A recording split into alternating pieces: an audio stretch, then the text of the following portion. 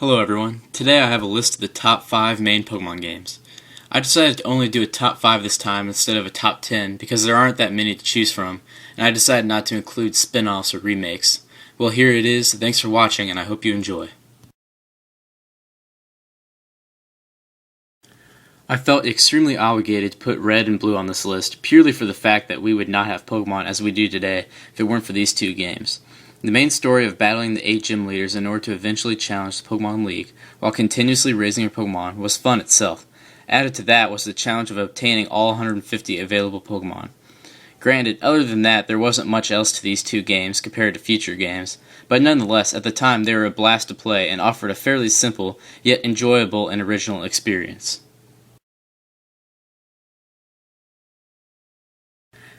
As I just mentioned, Red and Blue were great original games that quickly sparked the beginning of a massive fan base. As in the case with many extremely popular series, Pokemon was turned into a television show. A show that I enjoyed watching every day after school as a kid almost as much as I enjoyed playing the games themselves. And of course, when I got Yellow, I was overjoyed. Yellow combined the gameplay of the widely popular Red and Blue and more or less took some things from the TV shows. Yellow's story wasn't overly accurate in reflecting the TV series, but that didn't really matter to me much because it still introduced many new features. One of my personal favorites was that you could obtain all 3 starter Pokemon.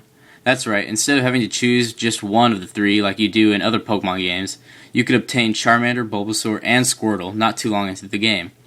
Another addition, although not as major, was that you could now fight the infamous Jesse and James of Team Rocket, who were recurring villains in the TV series. To me, it brought a little more personality to Team Rocket than just going through all the monotonous grunts as you do in Red and Blue. I should probably also mention something about the Pikachu that you get. Other than Heart Gold and Soul Silver, in no other Pokemon game do you have a Pokemon follow you around for the whole entire game. Despite the fact that you are battling mostly the same people and gym leaders, the experience is still enjoyable and fresh with the new strategies that have to be formed with Pikachu as your starter. And if those aren't good enough selling points, then you should just get it just to play the Surfing Pikachu minigame. Unlike many of the former dual-release Pokemon games, Black and White were considerably more different from each other. While there are still differences in the kinds of Pokemon that are able to be captured in these two games, there are also some new features to better differentiate them. One of the most interesting is probably Black City in Black version and White Forest in White version. It is in these two locations that the differences between the two games really take off. In White Forest, you can encounter several types of wild Pokemon and pick up some random items. In Black City, there is a marketplace where you can buy relatively valuable items. There can potentially be several other people in Black City, and its maximum capacity is much larger than that of White Forest. That's not all that sets Black and White apart from the other Pokemon games, though. Probably what's most noticeable is that through the main story, you will only encounter the new 5th generation Pokemon.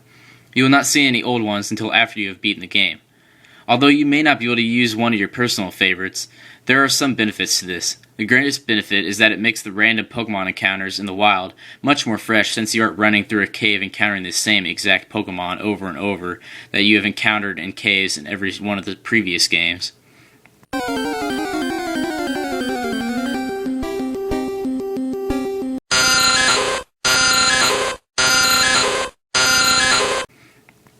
One last unique feature that I would like to talk about is the introduction of reusable TMs.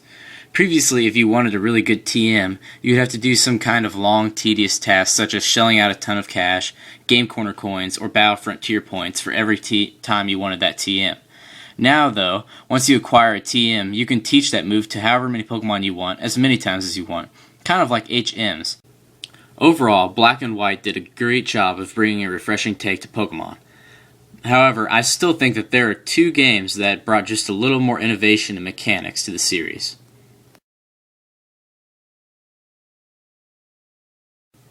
Crystal is unique in that it presents 2 main challenges instead of just one like all the other Pokemon games do.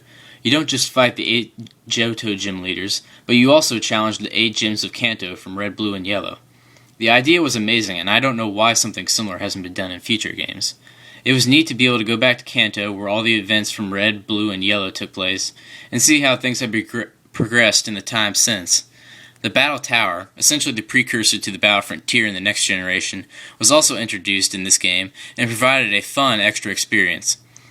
Introduction of the Dark and Steel types and other minor adjustments such as addition of more Dragon-type moves leveled out battles and brought even more possibilities in strategy to how one's party is formed. That's not all Crystal introduced though. In addition to the regular Pokeballs, Great Balls, Ultra Balls, and the Master Ball, players could now turn new items called Apricorns into new kinds of balls, each with their own unique gimmicks. In conclusion, Crystal introduced several new things into the Pokemon series that have strongly impacted future games. And that is why it has earned the second spot on this list. Ruby and Sapphire were both great games, but you were limited to either Kyogre or Groudon. With Emerald, you could get both of these legendaries in one game that also included several other extra features. One of my personal favorite things about Emerald is the Battle Frontier. The later incarnation of the Frontier is fun too, but nonetheless, I still prefer the original one for Emerald. The Battle Frontier at the time presented a new and unique challenge. Even after you finally manage to beat all the Frontier brains in their unique buildings, you can then attempt to fight them all again, this time with much stronger Pokemon and supporting trainers. Another thing that really struck my attention was how memorable the land of Hoenn is. You can travel to a crashed ship, through a desert, inside a volcano, and even underwater. Yet another feature that I liked was the ability to create secret bases in certain natural formations, such as a large bush or tree. After linking up with others, you could at any time try to find their bases. There are many things to do in Emerald, and the experience seems to never get old. I strongly believe that Emerald is the best Pokemon game to be released to date. I have thoroughly enjoyed all of the Pokemon games that have been released, and as such, it was very difficult to put them in any kind of order. Each new entry in the series hasn't failed to bring new forms of gameplay and add to how one strategizes for battles. But in the end, these are the 5 games that I believe have had the biggest impact.